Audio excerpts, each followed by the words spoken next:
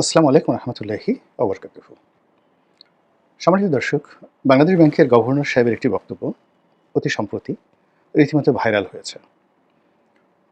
বাংলাদেশ ব্যাংকের গভর্নর জানিয়েছেন যে শীর্ষ কয়েকজন আওয়ামী লীগ নেতা, বিশেষ করে শেখ পরিবার এবং কয়েকটি তাদের যে সহযোগী ব্যবসায়িক গ্রুপ রয়েছে, তাদের সহায় সম্পত্তি জব্দ করা হয়েছে, যার পরিমাণ 2.25 লক্ষ টাকা।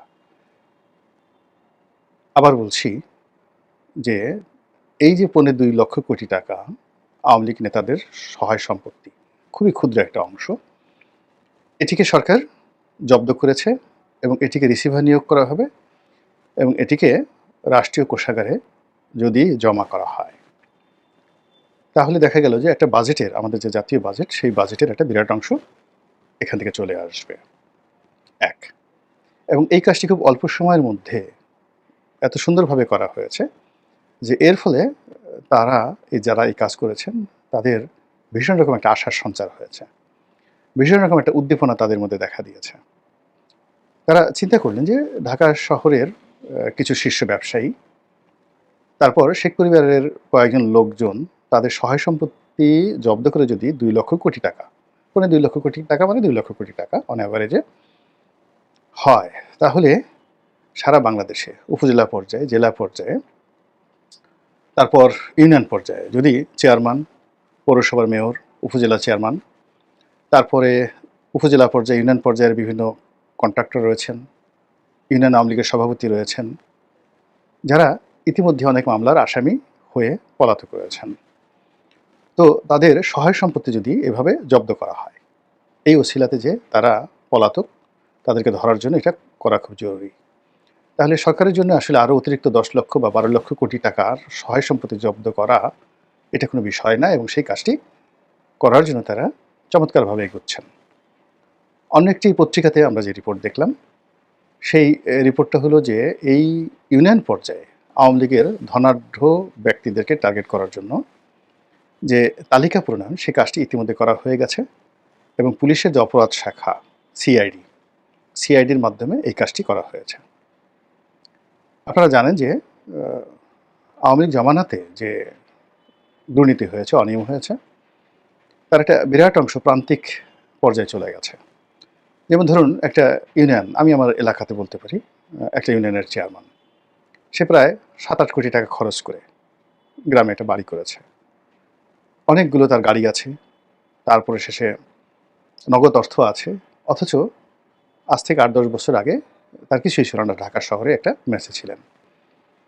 এখন এই ভদ্রলোকের সহায় সম্পত্তি যদি মানে জব্দ করা হয়, তাহলে সরকার কম করে হলেও 20 থেকে 30 কোটি টাকা পেতে পারে। এরকম একটা ইউনিয়নে একজন ইউনিয়ন চেয়ারম্যানের যদি 20 কোটি টাকা হয়, তাহলে সেই চেয়ারম্যানের সহযোগী অন্তত 10 জন লোক পাওয়া যাবে, যাদেরকে একটু ধরলেই, বা তারা ইতিমধ্যে পলাতক আছে, আরও 20 কোটি টাকা পাওয়া যাবে।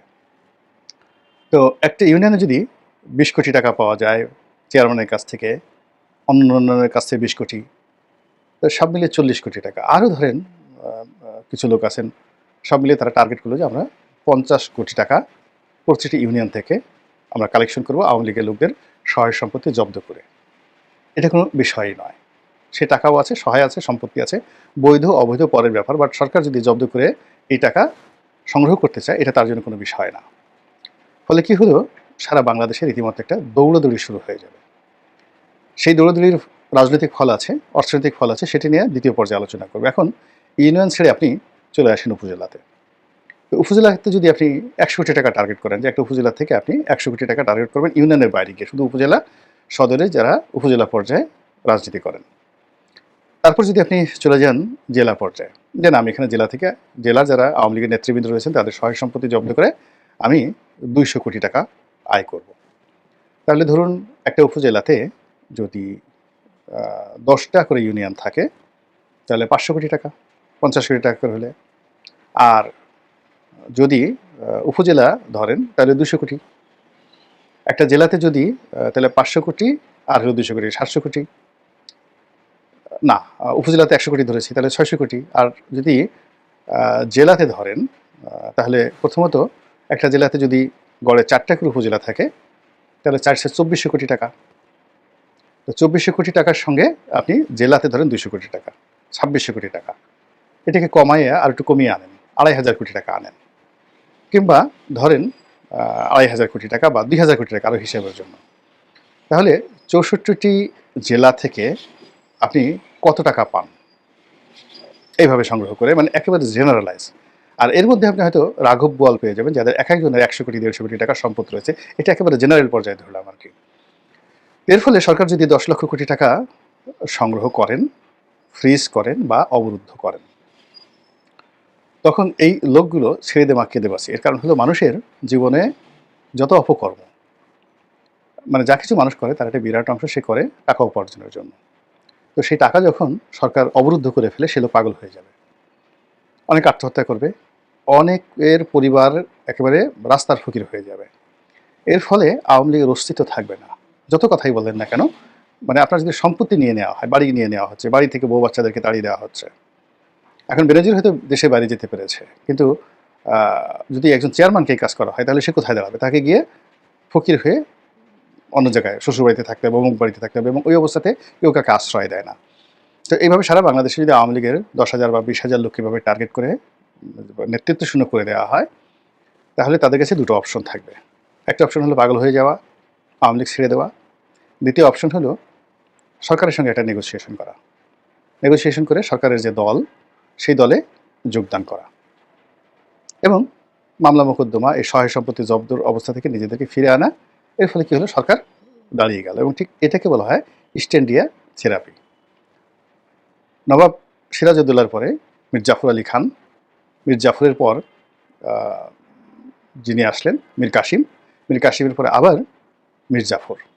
এই দীর্ঘ অর্থাৎ ৫৭ থেকে ৬৭-৬৯ পর্যন্ত ১২ বছর। এই ১২ বছরের মধ্যে বাংলার যত ধনিক শ্রেণী ছিল, সামন্ত যারা ছিল, তাদের সবাইকে ফকির বানিয়ে দেওয়া হয়েছিল। ছোট ছোট রাজা, সেই মহারাজা কৃষ্ণচন্দ্রকে ফাঁসিতে লটকানো হলো, নন্দকুমারকে ফাঁসিতে লটকানো হলো, গোপাল ভাঁড় কোথায় যে হারিয়ে গেল তার কোনো ঠাঁই ঠিকানা নেই। অর্থাৎ এই ১২ বছরে ইস্ট ইন্ডিয়া কোম্পানি পুরো বাংলাদেশের যে অর্থনীতিতে যারা চালিকা শক্তি হিসেবে কাজ করতো, বড় বড় ব্যবসায়ী, আমলা, জমিদার, তারপরে শেষে সুবেদার, এই পুরো সিস্টেমটাকে তারা ভেঙে দেয়। ভেঙে দিয়ে শুধু থাকে ইস্ট ইন্ডিয়া কোম্পানির যারা লোকজন, তারা, তাদের পোষ্য দালাল এবং শ্রমিক, কৃষক, মুটে মজুর। ফলে এই শ্রেণীদেরকে দিয়ে জুলুম অত্যাচার করে তারপরে ২০০ বছর এই ইংরেজরা ভারতবর্ষ শাসন করে গেছে। এই যে ইস্ট ইন্ডিয়া থেরাপি, এই থেরাপিটা মোরাললেস এই আধুনিক বিশ্বের সব জায়গাতে কিন্তু প্রতিপক্ষকে দমন করার জন্য ব্যবহার করা হচ্ছে।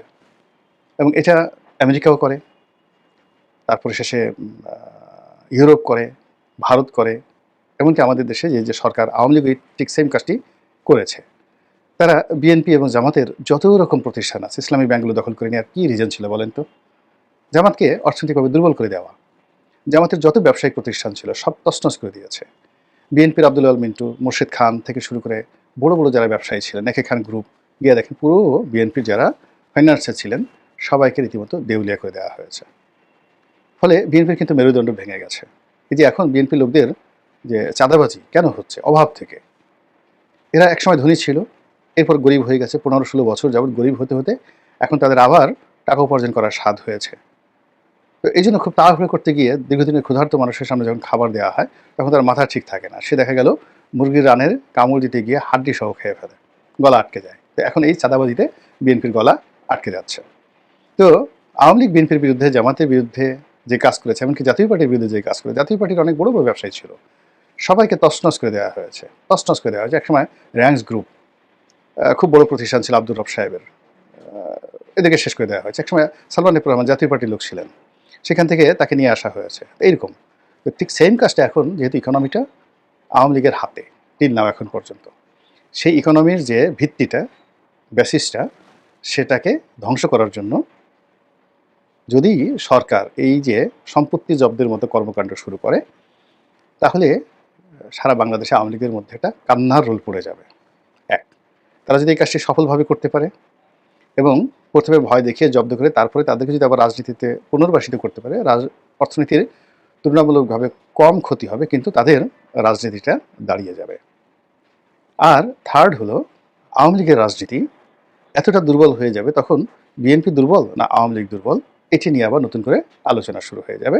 আর নতুন একটা বিরাজনীতিকরণ এবং কিংস পার্টির মধ্যে যে একটা সমন্বয়, সেই সমন্বয়ের মাধ্যমে বাংলাদেশে একটা নতুন পরিবেশ পরিস্থিতি তৈরি হবে, হয়তো ভালো, হয়তো মন্দ। মহান আল্লাহ ভালো জানেন। আমাদের সবাইকে হেদায়েত দান করুন এবং হেফাজত করুন। আসসালামু আলাইকুম ওয়া রাহমাতুল্লাহি ওয়া বারাকাতুহু।